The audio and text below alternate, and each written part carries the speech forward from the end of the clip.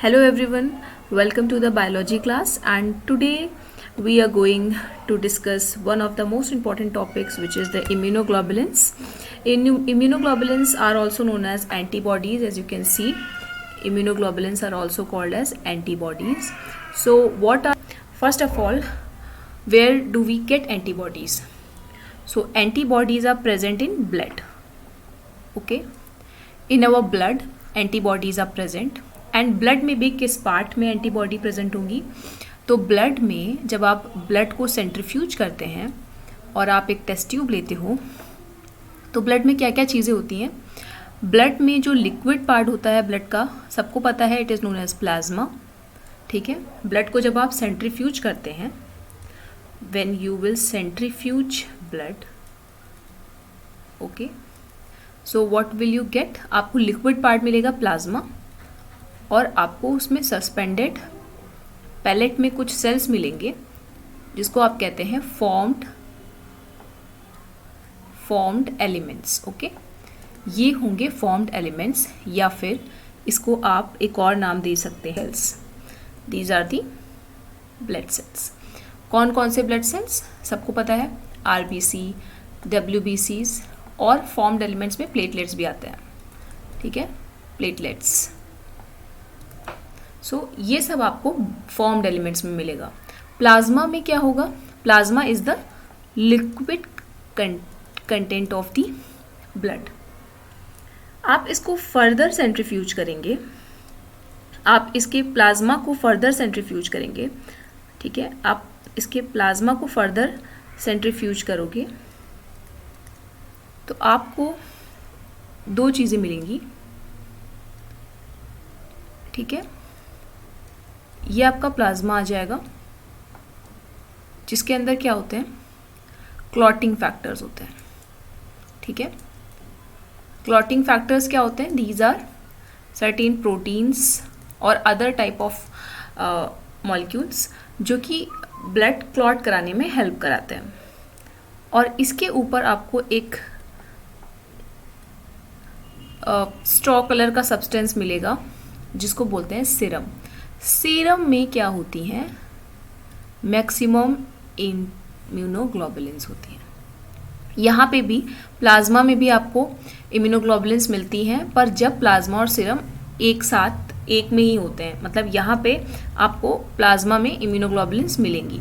But अगर आपको और सेपरेट करना है तो आप फर्दर इसको सेंट्रीफ्यूज करिए तो आपको सीरम में, ब्लड सीरम में इम्यूनोग्लोबुलिन्स मिलती हैं.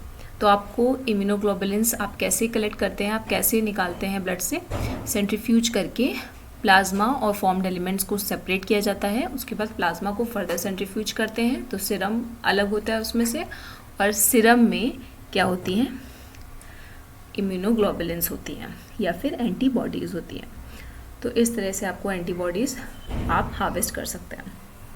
अब नेक्स्ट, कौन सिंथेसाइज करता है एंटीबॉडीज़ को? तो antibodies are synthesized by plasma B cell. ठीक है, जब हम बी सेल की बात करेंगे तो हम प्लाज्मा बी सेल क्या होता है ये भी वहाँ पे पढ़ेंगे. अभी के लिए आपको याद रखना है कि antibodies are synthesized by the plasma B cells.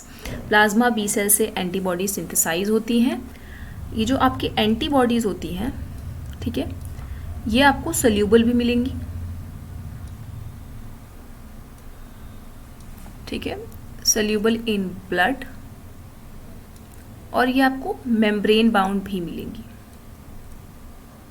ठीक है, membrane bound on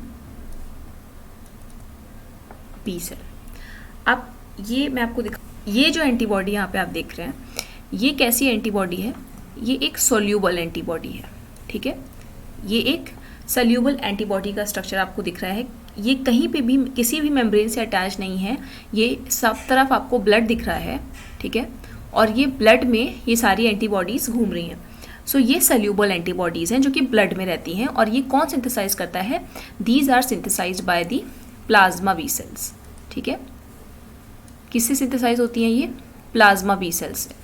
these are the soluble antibodies which are synthesized by the plasma B cells. इसी तरह से आप ये सेल देखिए, ये एक बी सेल है, ठीक है, और इसके सरफेस पे, इसकी मेम्ब्रेन पे आपको कितनी सारी एंटीबॉडीज दिख रही हैं। आप पूरे बी सेल को देखिए, कितनी सारी एंटीबॉडीज आपको इसके सरफेस पे दिख रही हैं। So these are the membrane bound antibodies, these are the membrane bound antibodies.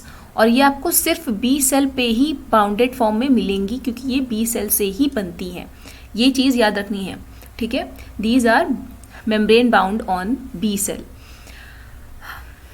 जब हम बी सेल की बात करेंगे तो हम ये सब कुछ डिस्कस करेंगे कि यहाँ पे आपको कौन कौन सी एंटीबॉडीज़ मेम्ब्रेन बाउंड मिलती हैं बी सेल पे, वो एक नेक्स्ट लेक्चर का पार्ट है।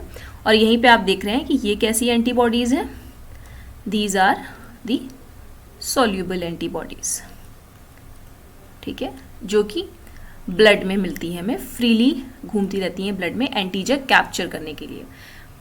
ओके, आई होप अभी आपको ये समझ में आ गया होगा कि कैसे दो फॉर्म में एंटीबॉडीज़ मिल जाती हैं।